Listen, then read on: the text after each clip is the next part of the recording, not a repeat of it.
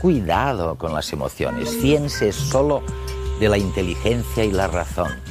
Bueno, este ha sido el discurso de los últimos 2000 años. Y ahora viene la ciencia y dice, no es verdad, sin emociones no se puede ni vivir ni decidir.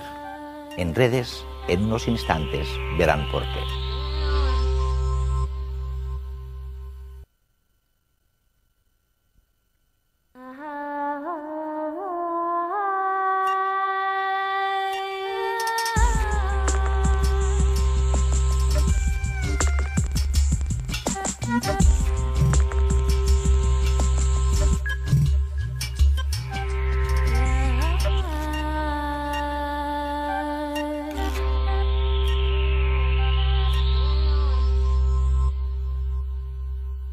Había que prohibirlas, ni hablar de ellas. Lo importante era la lógica y la razón. Las imágenes de la felicidad, de las emociones, lo distorsionaban todo. Y ahora resulta que la ciencia nos dice exactamente lo contrario. Sin emociones no se puede sobrevivir. Las emociones están al comienzo y al final de cada proyecto. Es muy malo dejarse controlar por las emociones, pero es peor no tener emociones. ¿Es posible enfrentarse con tranquilidad a una bestia que está a punto de atacarnos? A menos que uno sea domador profesional, sentir miedo es inevitable y necesario. A lo largo de muchos siglos hemos creído que las emociones eran obstáculos. Filósofos clásicos e investigadores académicos popularizaron la idea de que las emociones son inútiles o que entorpecen nuestra vida y nos impiden ser racionales. Hoy sabemos que este punto de vista es erróneo.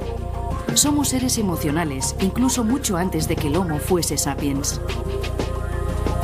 Las emociones existen hace millones de años simplemente porque han resultado útiles para la supervivencia. Vivir sin ellas es una sentencia de muerte y la ciencia lo comprende cada vez mejor. Experimentamos emociones cuando sentimos que algo importante nos está sucediendo o puede suceder. Gracias a la reacción emocional, nuestro cuerpo y nuestra mente se preparan automática e involuntariamente para responder a esta situación de la mejor manera posible. El miedo, por ejemplo, tonifica nuestros músculos para correr con más fuerza y enfoca nuestra mente solo hacia la fuente del peligro o hacia las posibles vías de escape, excluyendo todo lo demás. La alegría ante un hecho positivo nos condiciona a intentar repetir esa situación favorable en el futuro. Y la repugnancia nos impide comer alimentos en putrefacción por más que estemos famélicos, evitando así una infección. Las emociones afectan nuestra manera de ver y pensar el mundo.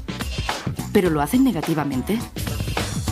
Está demostrado que las emociones influyen en la atención, en la memoria y en el razonamiento lógico. Veamos cómo.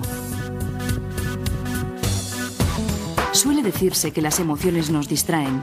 Sin embargo, su efecto es justo el contrario. Las emociones nos apartan de un pensamiento determinado solo para hacernos prestar atención a otro que emerge como más importante. Nuestro cerebro no está hecho para recordar el 100% de lo que se le presenta. En este caso, las emociones intervienen en la memoria como un criterio excelente para determinar qué datos recordar. Creemos que las emociones son perjudiciales a la hora de tomar decisiones. Sin embargo, algunas decisiones podrían tornarse en disquisiciones eternas. En estos casos, resulta más eficaz que intervengan las emociones para poder ser expeditivos.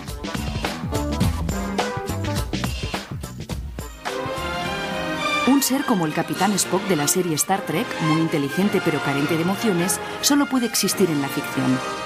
De hecho, la selección natural lo habría eliminado mucho antes de llegar a las naves espaciales. Hoy en día ya no convivimos con fieras salvajes, pero estamos habituados a coches que parecen conducidos por bestias. Necesitamos emociones no solo para sobrevivir al tránsito de la ciudad, sino también para tomar ciertas decisiones de manera eficaz, para comunicarnos y comprender a otras personas, y en definitiva, para asegurar la transmisión de nuestros genes.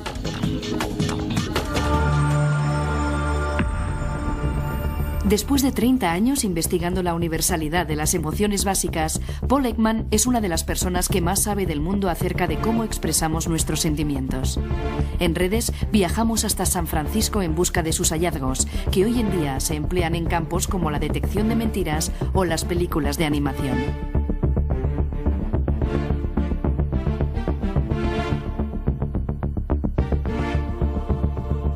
Paul, realmente eres un pionero. Hace 30 años a nadie le importaban las emociones y todavía menos las expresiones faciales de las emociones. Seguramente nadie se había ocupado desde Darwin y William James. Y tú llevas trabajando en esto 30 años. En realidad, 40 años. 40 años. El primer artículo que escribí fue en 1957.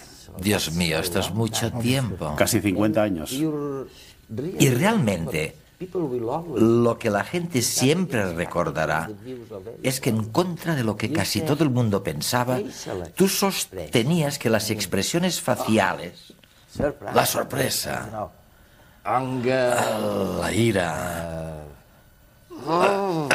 el asco. Eres bueno. Debería fotografiarte. Bueno, tú dices que son universales estas caras. Sí, empezamos pensando que no lo eran. Yo estudié a finales de los 40 y principios de los 50, cuando todo el mundo estaba muy influenciado por el punto de vista de Margaret Mead sobre el impacto cultural. Lo importante del comportamiento social era producto de la cultura, y era una visión de la naturaleza muy poco probable. Éramos como una tabula rasa, e incluso se creía que había culturas que no tenían ninguna emoción. Las expresiones no existían porque eran un invento cultural, y yo también creía en esto. Y no acababa de creérmelo. Pero como me había educado en este sistema, pensaba que tenía que ser lo correcto. Pero conseguí que me financiaran un proyecto en el que tenía que investigar si las expresiones y los gestos eran universales o específicos de una cultura. Yo empecé pensando que demostraría lo que decía Margaret Mead, pero lo que encontré era justo lo contrario. De manera que soy un científico cuyos descubrimientos han cambiado mi forma de